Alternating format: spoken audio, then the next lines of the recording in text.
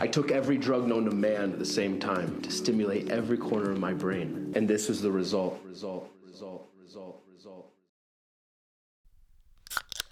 What's good, nerds? How's everybody doing? It is your brother Jay, the movie monk, and I am here to say welcome to April. I wish I had a good April Fool's joke for you. I got AIDS! You know, I wish I could say that convincingly and make everybody go give me money on my GoFundMe because I need a new kidney, I got diabetes. Actually, the diabetes part is true. I am a type 1 diabetic, but my kidneys are good, guys. Don't worry. I'm all good in that regard, and I want to welcome you to the Movie Mass. I can't believe it's April already. I'm in Maine, as I have mentioned many times, and the snow is entirely melted. We're in April. Spring has sprung. It feels very springy up here. Easter's around the corner. My kids are giddy about that, and that's always very nice. And so it is that time of the month again where I show you people, the shit that I bought last month. I told you guys at the beginning of March that I did quite well in February, keeping my purchases down to a very tight, I think of Chris Farley every time I do that, but like a very tight kind of 4 or 5 movies purchased in the month of February. I did a pretty good job there.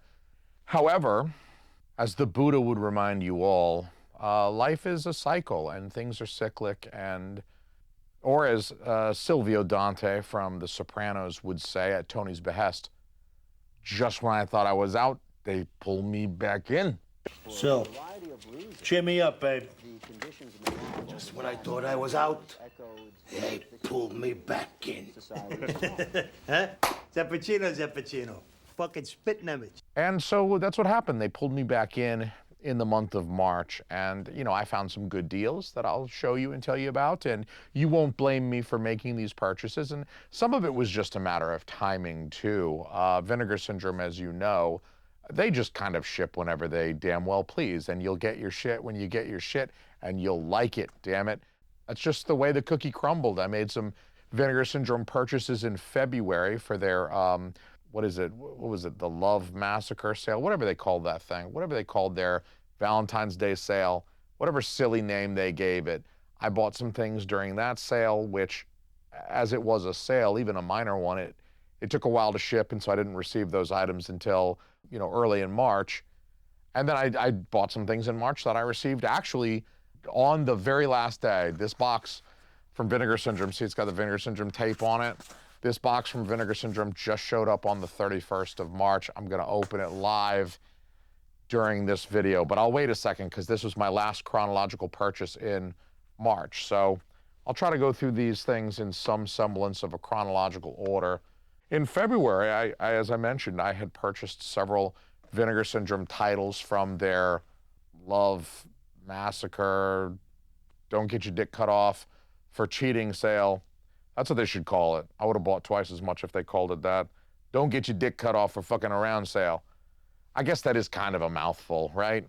I got from Vinegar Syndrome in February during their Valentine's Day sale. I got Shanghai Blues. I love the cover. Haven't seen this one in a long time. Do love the slipcover. I even like the interior art on this one. Let me show you the interior art. I even like the interior art on this one too. This is another Film Movement Classics. This is, I believe, the 3rd or 4th Film Movement Classics title I have bought just this year alone. They are very subtly, very silently, very ninja-like, becoming a real heavy hitter for me as far as a smaller partner label goes. I have enjoyed their releases immensely. I think the last one that I watched was The Great Silence. I managed to get the limited edition of that before it sold out. And that was a pretty good release. It's enough to get me very excited about, and I love, you guys know I love the Hong Kong cinema stuff, Tsui Hark. This is kind of a landmark film, although I did hear that they edited this a little bit. I need to watch it soon, but there was a questionable scene involving something that's very offensive in 2026 that was less offensive in Hong Kong in 1986, which is when I think this was released. I think it was released in 86, around that, you know, give or take a year or two.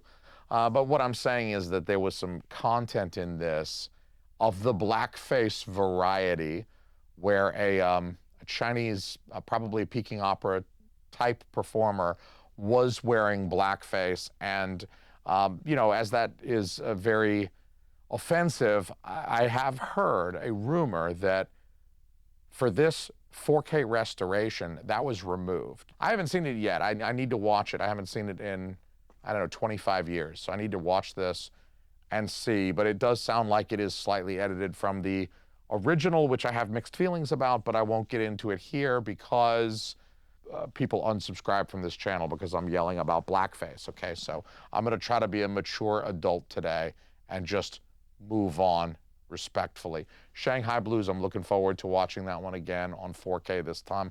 I also got Angel 3, the final chapter. Boom, boom, boom.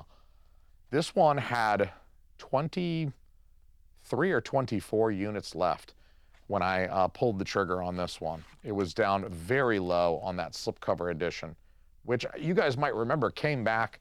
This slipcover edition was gone. It came back last September because the Vinegar Syndrome found another crate full of these things. As they do, there were 23 copies left, and I figured I got to jump on it. I jumped right on it. And I don't have Angel 1 or Angel 2.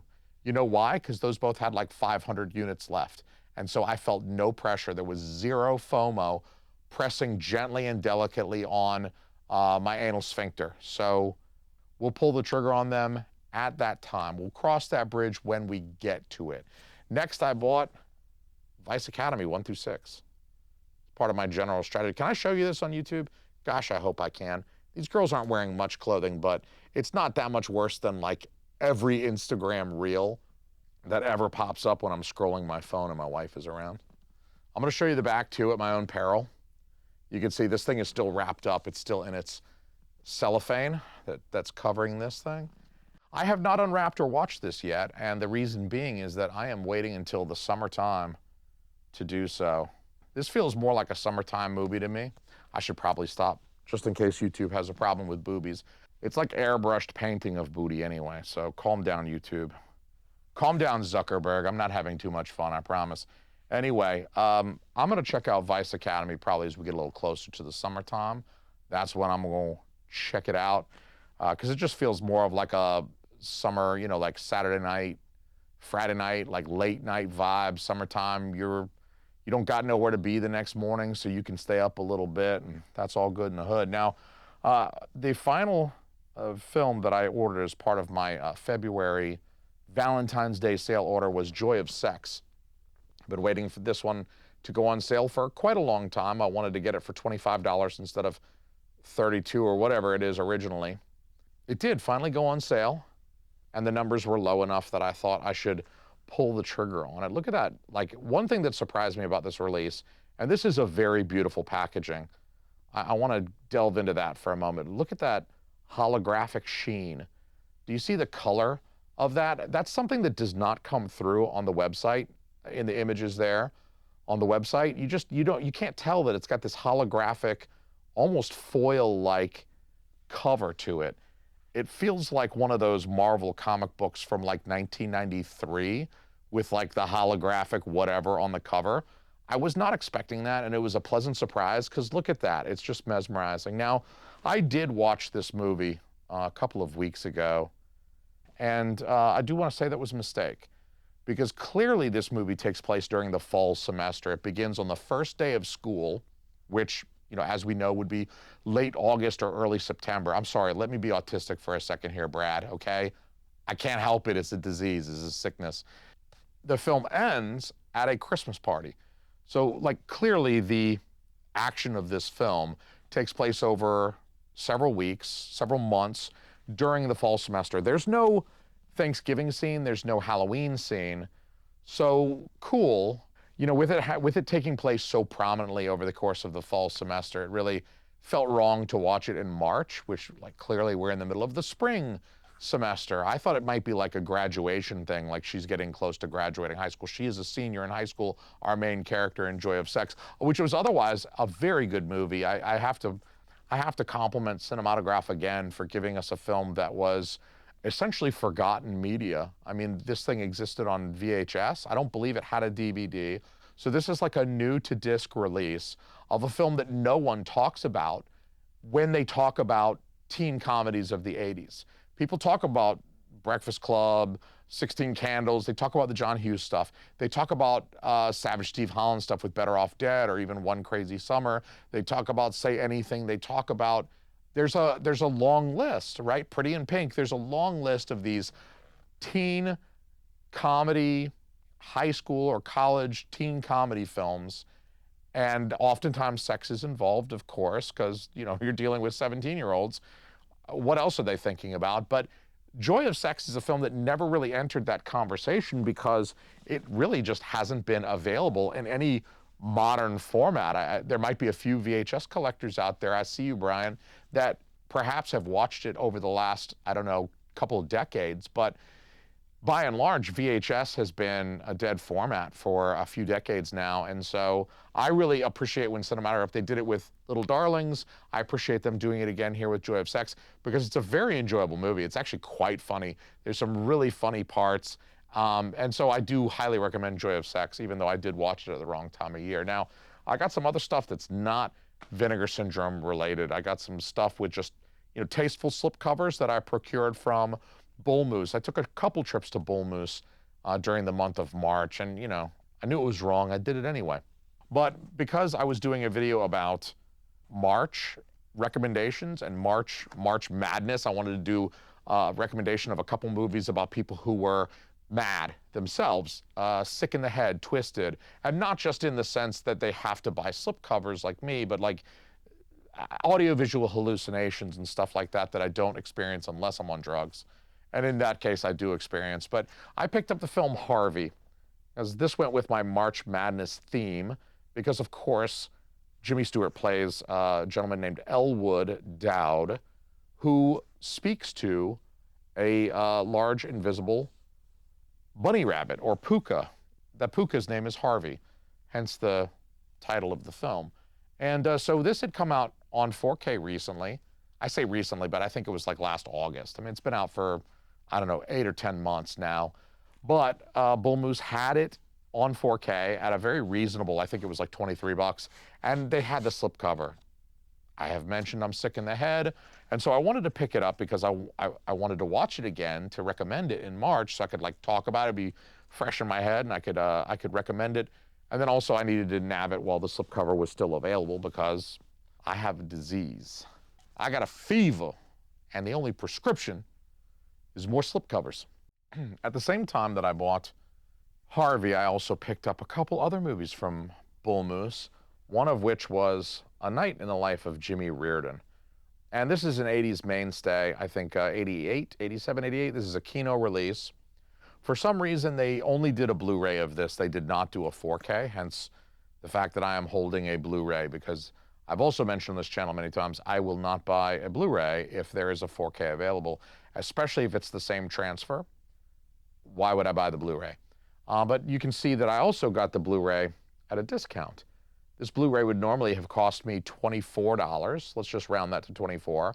But instead, I got it for 18 because I bought it during the first week that it was available. Bullmoose does this quite regularly with many of their films. With Kino especially, they'll put it on sale, usually drop it by $4, $5, $6, $7 sometimes for a 4K. So anyway, this is a film I haven't seen in forever. It's got friggin' Matthew Perry in his very first film role in this movie, just looking young. You might not be able to see that, but holy moly, look how young old Matthew Perry looks. I don't give a shit. It looks wicked 80s. It's like a period piece set in the 60s, actually, which is a little bit of a disappointment because look at the cover of this thing. Look at that. And I know this looks like 4 lesbians right now on the cover. They did River Phoenix dirty with this hair. I mean, my man River Phoenix be wearing them cut-up jeans like all the 19-year-old girls on campus at my college, you know what I'm saying? Like, that is kind of ridiculous. I think if he stood up, you could see his dong. I don't even think he has to unzip. He could just let it out and just pee out that rip in his jeans. Anyway, it's set in the 60s, which is a slight disappointment based on how 80s that cover looked, but it is an 80s film, and I'm here for it. Now, this one is one that I've been looking forward to for a while. I mentioned it probably back in November when I was talking about my Hong Kong cinema. I was doing my Hong Kong cinema theme for the month of November. And this is one that I mentioned. I had obtained it in the 90s on VHS. It just looked really cool. And so I blind bought the VHS and wound up liking it. And it was reissued by 88 Films on Blu-ray. And it is Duel to the Death. Your basic premise is that a Japanese fighter and a Chinese fighter, the greatest swordsman in China and the greatest swordsman in Japan, have to fight. They have to duel periodically, like once a decade or something. They come together, they duel to the death. Haha, you see what they did there. And in this film, they actually encounter some mystery, and they wind up having to actually band together to solve this, you know, this mystery that's going on. I don't want to give away too much of the film, but they do finally get around to their climactic battle at the end. This is one of the rare Region A Blu-rays by 88 Films, but I was glad to add it to the collection. I got this one for 50% off too. So I only paid $12 for this one because I had a 50% off coupon for Bullmoose, and I used it on that bad boy. So brand new, unopened, Duel to the Death with the slipcover, $12. I mean, that's how you got to do it, man. Now, I had a little bit of a panic during the month of March. I felt my heart beat fast. My stomach dropped, you know. Heart starts beating fast. You can feel the adrenaline binding to its receptors, and you start to get that cold sweat because you're like, fuck, I just missed Excalibur. Excalibur just went, and I did not expect Excalibur to go, but it went.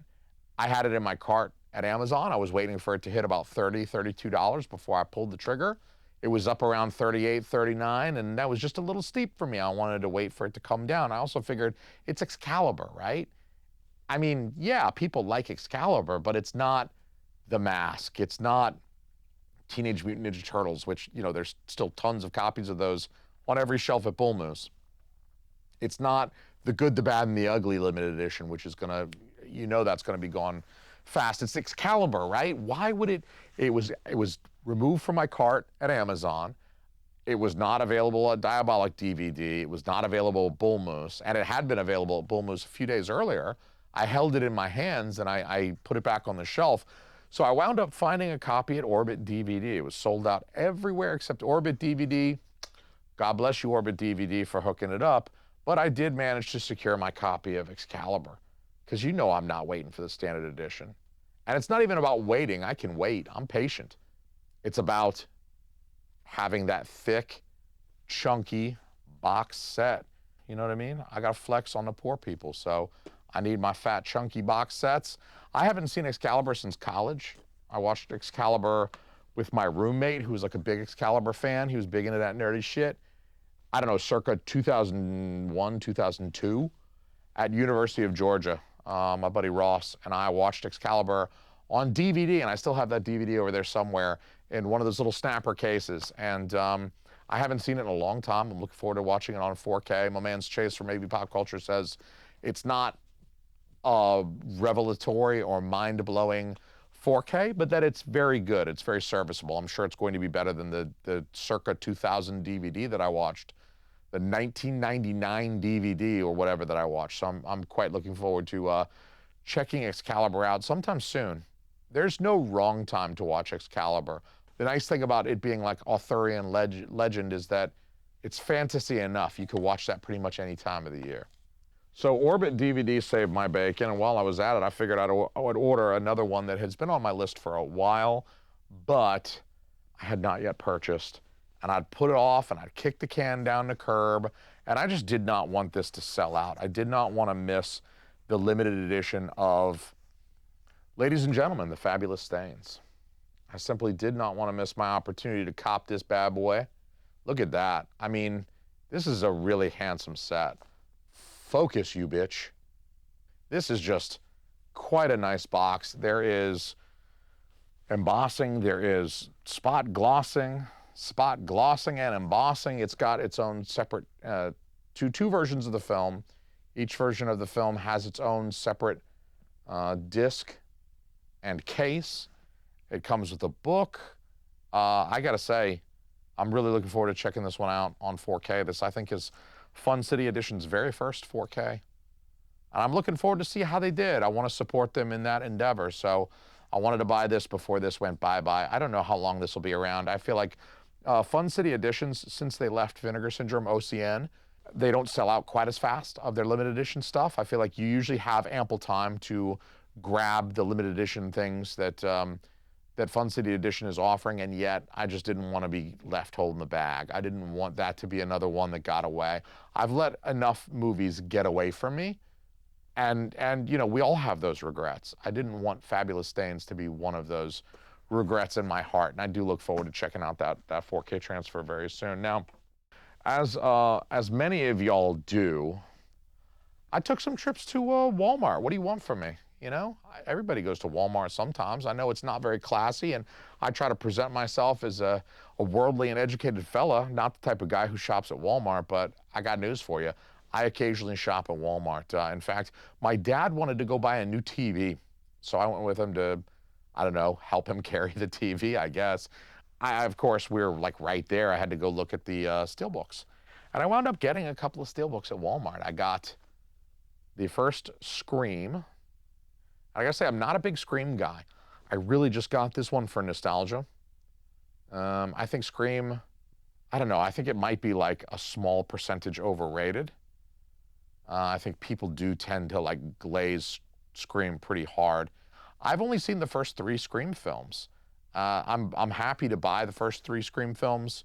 If I encounter them at Walmart, I'll buy 2 and 3 as well. I don't really have any desire for like 5, 6, 7. I think it's gotten out of control. And I'm happy to watch this for the nostalgia this brings. I was in high school when this came out.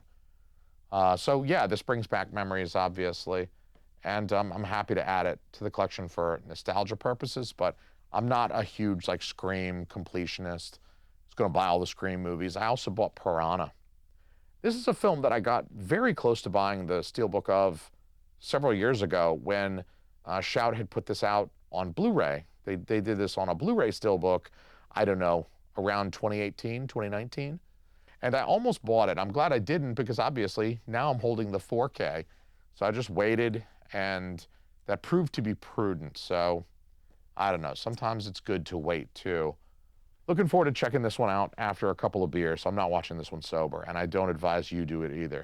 I say definitely have some mushrooms or some beers or both, all of the above, before you watch Piranha. I also placed an order from Amazon. At one point during the month, I was ordering some things for my youngest daughter's birthday. So, you know, when you're doing that, you also got to throw a steelbook in the cart as well. So I grabbed The Birds, the steelbook, 4K, obviously, Hitchcock film. One of his more well-known films. I would say it's probably up there, maybe not on quite the same level as Psycho or North by Northwest, but it's also not as lesser known or lesser discussed about than something like The Lady Vanishes or The 35 Steps, which are Hitchcock films that I love, and yet I don't think they enter the conversation about Hitchcock as much as some of his later work, like The Birds and Psycho and North by Northwest. And, you know, he had collaborations with some pretty big stars there towards the end, James Stewart, and Cary Grant, and stuff like that. To Catch a Thief, I think, enters the conversation a little bit too.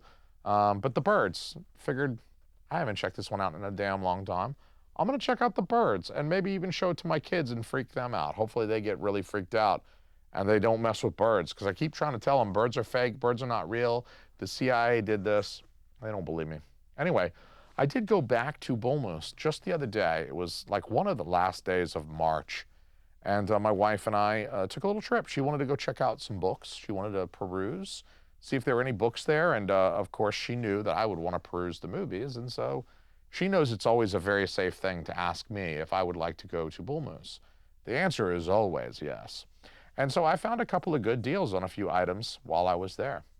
The first one I got is a pre-owned copy of Cruel Britannia. For $24, guys. I mean, that's not bad. This is 3 movies on a Blu-ray. This is not a 4K, of course, but it's 3 movies on Blu-ray in a chunky slipcase with a booklet, right? And the movies with a slipcover. Of course, those are the 3 movies that come in the set. And I gotta say, for 24 bucks, 3 movies, $8 a film. Can't get it back in now. $8 a movie is really not bad for Vinegar Syndrome with the special edition packaging. I couldn't turn it down, but here's the one. This is the gem of the month. This is the one that I can't believe I found, and I can't believe I found it for the price. This is one of the ones that you like sort of do a double take when you see the price. I got Ivy on Blu-ray for $5. Do you see that? $5 for Ivy on Blu-ray. I came so close to paying $30 to buy this from Diabolic DVD like 8 months ago. So close. And I found it for $5. $5. And I'm looking forward to watching this one. Look, it comes with the slipcase. It's a flimsier slipcase. This is kind of like a Kino style flimsy slipcase. If you don't own any imprint, then, you know, you haven't experienced this. But if you own imprints, you know their slipcases are a little bit thinner. It's kind of the same kind of Kino cardboard material. Classic film, 1940s. I'm really looking forward to checking this one out. My man's Brian at Last Movie Standing, he turned me on to this. He sent me a trailer and he's like, dude, check this out. This movie looks beautiful. The black and white cinematography looks amazing. I mean, the photography looks incredible. If the trailer is any indication, the restoration, the transfer is going to look impeccable. I'm sorry it's a Blu-ray, but at the same time, I'm so looking forward to this. I might watch this tonight. $5, you bitch. $5. Holy shit. $5. That's what I'm talking about. And so the last thing I got for you, the hell did I put my knife? Last thing I got for you today is my Vinegar Syndrome box that just landed, like hot off the press. Still smells like my morbidly obese alcoholic postman. Why do I know how he smells, you ask? Don't. Let's open this up, and again, try not to cut myself on the internet. I got a couple of, these are the things I got for March from Vinegar Syndrome. These are my March purchases, and I will say that I did not make many March purchases. I made the purchases on March 1 because I was worried about a few of these selling out, and one of them did sell out. I only bought was right about to sell out. So first things first, I got another Film Movements classic for you. This is Judo, another Hong Kong cinema film. And I do like the art here. This is not a martial arts film. This is kind of like if you've seen Raise the Red Lanterns and you haven't seen Judo, it's sort of something like that. It's more about the social order in early 20th century China. I don't know if it's set in Shanghai or Hong Kong, and it's wrapped up, so I can't tell you. But I love the artwork. And like I said, Film Movement classics, I've bought this. I bought Shanghai Blues. I bought The Great Silence. Those are the 3 that I've bought from them this year. And I've bought several of the other. I bought their Takeshi Kitano double feature. I've bought Shanghai Triad. I mean, slowly but surely, I am building up quite a Film Movement classics library. And I suggest you do the same, because I think they do great work. Although I like that kind of thing. Stylistically, I like that kind of thing. I also got the Ghost Galleon. This was selling out. The limited edition of this did finally sell out. It's got some nice spot glossing that's hard to appreciate with this plastic, stupid plastic condom on here. These things are a bitch and I have to get open, man. Yeah, get that stupid cellophane off of there so we can appreciate the embossing and spot glossing. Look at that spot glossing. So yeah, this one makes sense why this one is a 4K. And with that beautiful cover, it does make sense. With that beautiful slipcover, it does make sense why this was selling out. So I had to grab this one before it was gone. It's kind of right up my alley. And then also I got Reviver 2. I liked Reviver 1 well enough. You know, these might sit a little bit better. These might land a little bit better with me if they were closer to 20 bucks than 30, but at the same time, I appreciate the mission. of trying to preserve this great amount of film that Vinegar Syndrome keeps archived. So, you know, I do want to support that, and I do think that this is an interesting project. This feels almost like an evolution of the Lost Picture Show project, that giant box set, but maybe scaled down a little bit. I think they had a problem with that giant box set because it was just so much money to start with. Yeah, it's full of 8 films or whatever, but charging $100 or $150 for that thing right out of the gate, I think is tough for a lot of people. For a bunch of films that they've never seen before that are like hyper regional and may not be in the best condition because of the elements. So I think paring it down, doing a series of these, you know, do 3 of these, maybe 4 of these a year, and charge a little bit less for them, you know, but put, you know, give people a little bit less, but charge a little bit less. It becomes a little bit more palatable. You could spread that $150 out over the course of a year by buying these things. So I kind of like that too. So I got Reviver 2. That was well on its way to selling out, but then Vinegar Syndrome found some more, as they always do, right? They always got to find some more. So that was my haul for the month of March. As you can see, I did a lot worse or a lot better, depending on how you count it. I did a lot worse in March than I did in February. I obviously bought a huge stack of movies. What is this? That's like 17 purchases, and that's, you know, it's something more like 20, 25 movies if you count the 6 Vice Academies separately and the 3 movies in Cruel Britannia separately. It's something like 25-ish movies that I purchased in the month of, that's almost a movie every single day in the month of March. But so yeah, not as good as I did in February, but look, it's a new month. Hope springs eternal. I'm gonna do very good in April. I ain't buying shit in April. It's going to be a good month for me. I'm going to catch up on my pile here. I appreciate you guys for watching. I appreciate these folks for doing the right thing, okay? Help me help Vinegar Syndrome, right? Anyway, I love you all, regardless of your patronage status. I love these people more, but I love everybody, all of you people. Thank you for watching. Catch you mofos on the next one. Peace. I'm out. You are physically repulsive, intellectually retarded, you're morally reprehensible, vulgar, insensitive, selfish, stupid. You have no taste, a lousy sense of humor, and you smell. Oh, yeah. Whoo!